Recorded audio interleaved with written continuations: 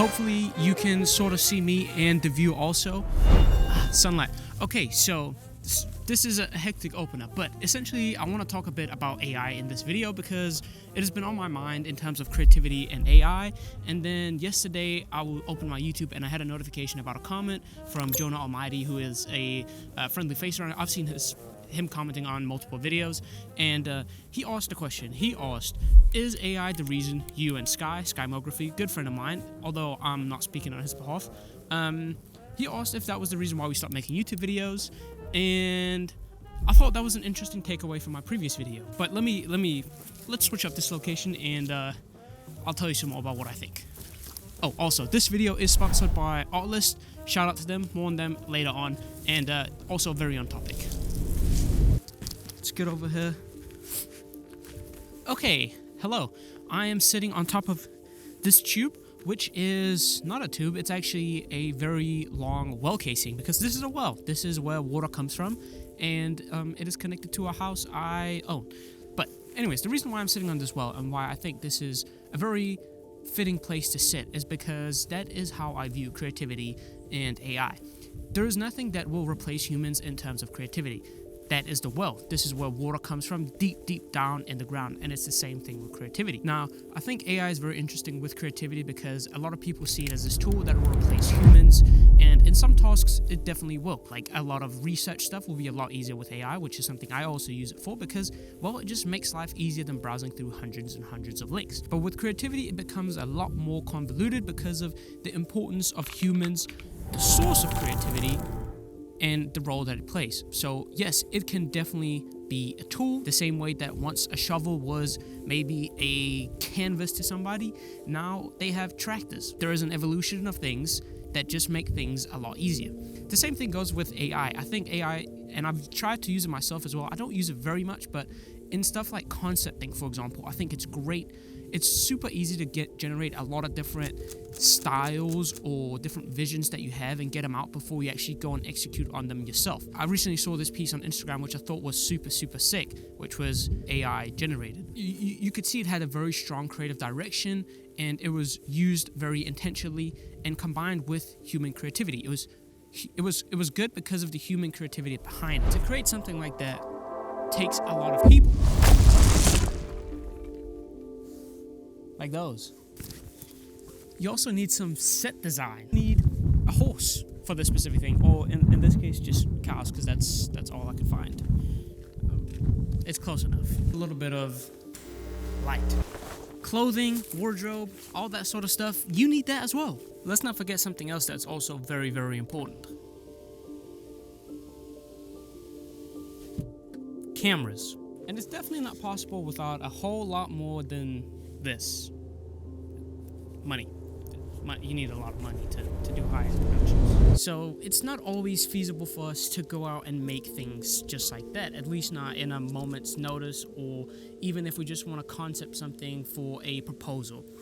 That's where something like AI comes in, because you can create all of that with something as little as this, a phone. I think it's super important to make the differentiation instead of just hating AI, to actually use it as a tool in your creation. Like, you can use it to mock up logos, you can get super specific about creating certain styles, and then you can have someone finish it up, because at the end of the day, you can't go in and fine-tune every single pixel with AI. You have to have somebody who you can tell, this thing specifically, I don't like it this way, can we just change it this way? And it's a lot easier, because a computer kind of has its own mind in a certain way, whereas a person can actually listen and pay attention to what you're saying. My hands are getting really cold, so let's just switch up the position here a little bit, but I want to talk about it more as a tool. So just follow me. This is another great example of how technology advances and replaces certain things. Once upon a time, a horse, which again, let's say that is a paintbrush and a canvas, was used for a lot of different things. And then the car came along and it was replaced for driving and probably other things. But horses are still useful till this day, and they are still beautiful. The same is art and creation. It'll always be there. There are certain things of art and creativity that you cannot replace no matter what you want to do. While we are on the topic of really cool and creative ways you can use AI, I want to talk about today's video sponsor, Artlist. They currently have a holiday sale where you can save 40% on the AI plans or 20% on the Artlist Max plan, which is essentially access to everything, like not only the AI models, but you can also access the sound effect library, the musics, the plugins, everything that you could ever need for your creative workflow, which is super sick that you can get everything in one place and not have to worry about copyright or anything. It just works. Specifically for this video, I want to highlight two new things that they've added to the AI sections, which is Sora 2 Pro and VEO 3.1. Both are AI models that you can use for video generation where they shine, because not only do they create super realistic results, they also add sound to those generations. So let's say you have an image that you have created and you want to turn that into a video or uploaded your own image, then you don't have to worry about sound designing it yourself. You just upload it and it'll do it for you. That was a jarring sound. Also quickly want to mention that Artlist keeps all this stuff updated all the time. They are always adding new AI models, they are always adding new sound effects, they're always adding new music. So you never have to worry about finding new stuff, because it can sometimes be very tiring to listen to the same 10 songs over and over again, which is just never going to be the problem with all this. The holiday sale is for a limited time only, so if you do have any interest in any of these two plans where you can save 40% on the AI plans or the 20% on the max plan, which is what I use all the time, then I would highly recommend to go down into the description where you can find the link to go in, save a lot of money on something that you will use time and time again. Shout out to Artlist for sponsoring this video. I've talked enough about where I think AI is good. Now, I want to touch a little bit on where AI can get bad in creativity in the creative field, because there is frankly a lot of it. And it hurts my soul just a little bit because it's just lazy. Strive for excellence. That should be a takeaway from here. Human creativity, excellence, all that is what you need to focus on. You can use AI and do all of it, but do not forget to strive for excellence in everything you do. There's a few different companies I've seen that use crazy AI ads, and they just suck. Every time I just want to throw my phone at the window because it's so bad. It's AI generated, everything's just slop on slop on slop. It's just off. In those instances, it's so sad to see that certain companies prioritize just banging out ads. That is where you're taking out all the human element that makes certain pieces with AI really good. There's no creativity, there is no human soul, and I don't like it. And these AI TikToks and whatnot, I don't understand it. I don't even understand people who watch it, who want to watch it, because there's no human behind it. There's nothing. There's no soul. At that point, we are just at a point where you are just consuming to consume content because that is all your brain knows.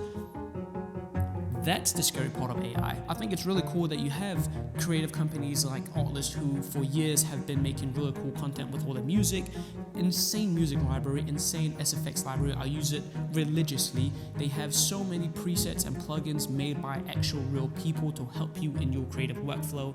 They have sponsored so many different creatives, supporting them in their creative journey, taking them to crazy places. Companies like that, companies that push you to be more creative, that now give you another tool that you can use to be creative. They give you a lot of control, they give you a lot of options. That's what I find important in this day and age with AI and all this slop, is caring about what you put out. They're not just pushing out AI models to push out AI models. They're putting in really cool AI models that can, like engines that can help you create really cool stuff, that can help you in your workflow and support you in whichever way you need, whether it's just storyboarding, which is something I've used a lot, as I've said, or if it's creating a little filler piece that you need for transition.